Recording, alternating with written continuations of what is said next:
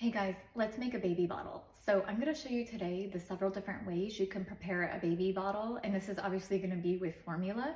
So there's like a few different methods you can use. I'll show you which one I usually do.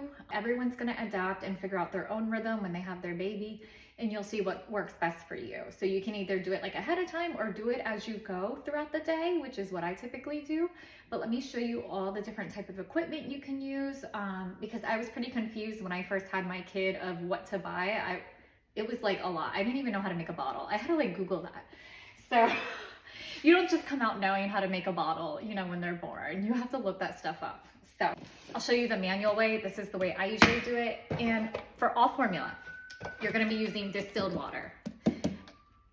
You can buy it in the gallons. They have it in the baby aisle, but honestly, I think that one's a little marketed to be a little more expensive. You can just go over to the water aisle, buy the distilled water. So you're always going to use distilled water. And then when you read the back of formula, so every formula, it's typically the same, but you need to read for each specific one just to make sure that it's pretty much the same across the board.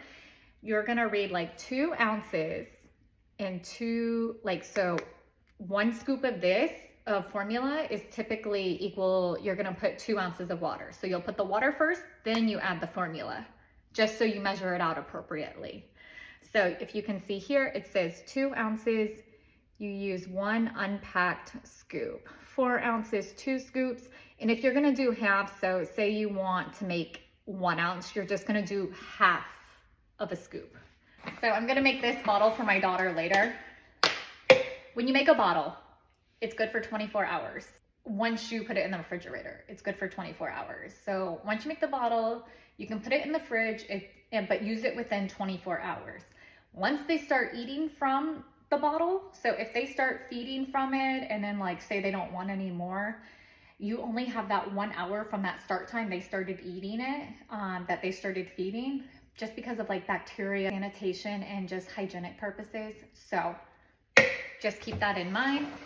I usually, sometimes if I'm not sure how much my daughter is going to eat, instead of making a full 6 ounces, I'll make 4 ounces. And then if she finishes the bottle and she needs 2 more ounces, I'll just make another ounce. That way I'm saving formula. So here you can see most bottles, it's going to say UK and US fluid ounces.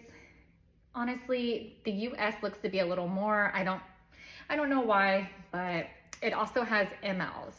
So 30 mLs is 1 ounce. So 30 cc's is 1 ounce.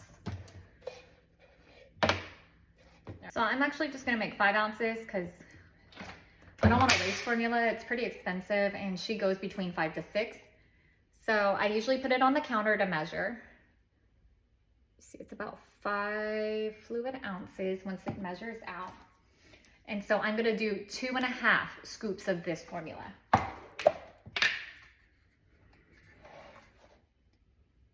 All right, so 1 scoop, oh, I should have shown.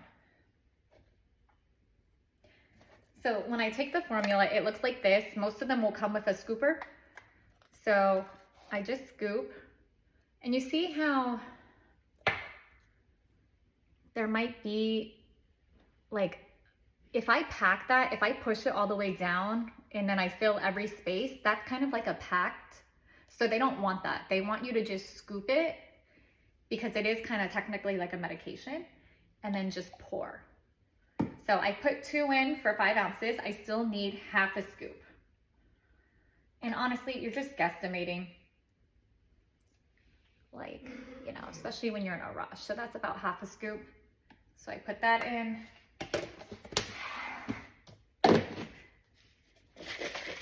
You get a lot quicker as time goes on, especially when your baby's screaming.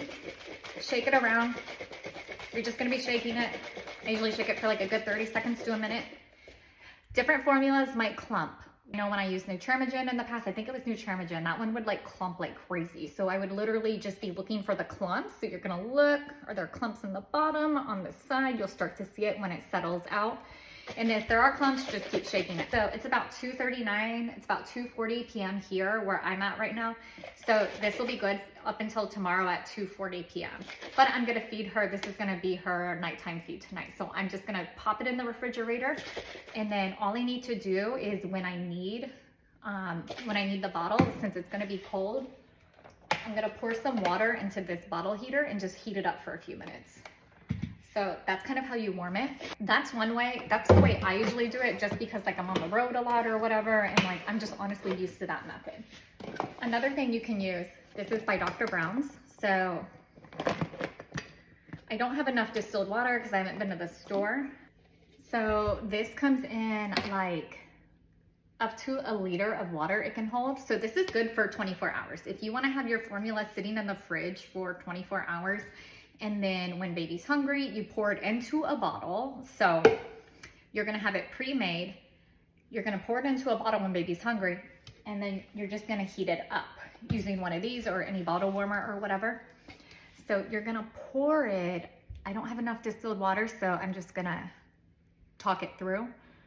Say your baby eats, I usually go off of ounces, but my baby is currently anywhere from 24 to 30 ounces a day.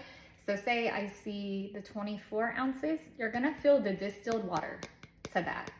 So to the 24 ounces, you pour the water in, and then you do the math. 24 ounces, so 1 scoop is 2 ounces. So if I'm making 24 ounces for the day, I'm gonna do 12 scoops of this, of the formula. So pour 24 ounces of distilled water, 12 scoops of this. When you put it in, you're gonna click it. Okay, so you're gonna fill it up. You have the formula. It needs to be ground up, not ground up. It needs to be mixed. So you're just gonna use this. Keep doing that for however long until all the clumps are out. So this is your formula. It's good for a whole day. So good for 24 hours. Pop this in the refrigerator. When baby's hungry, you're gonna take it out, pour however many ounces into like the bottle. And then since it's cold, you're gonna warm it up with a bottle warmer. So that's another way you can do that. I know some people do that ahead of time, just you have your bottles made for the day and then you can put them in the warmer. So another way you can make it is they have bottle warmers, not bottle warmers. This is like warming the distilled water. So what you're gonna do is the water's already preheated for you. So you pour the water in, just pretend I poured it. And then it has different temperature settings. So there's different settings. So hot, cool, room temperature. And then you just press the button.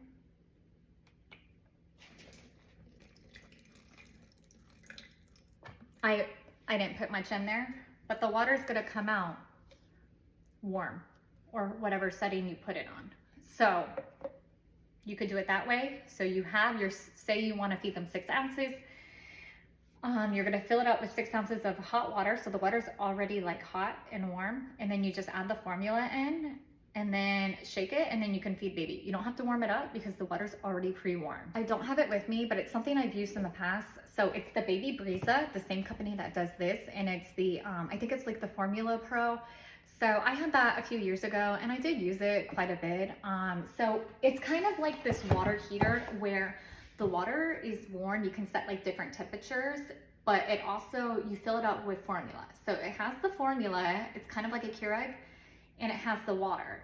All you have to do is push a button, like 3 ounces, 4 ounces, 5 ounces, and then whatever temperature you want, warm, hot, you know, room temperature, whatever, and it'll dispense it for you. So it's pretty cool because that way you don't have to wait. Like it literally, it's just like making a cup of coffee from a Keurig. You just push the button and then your bottle is made.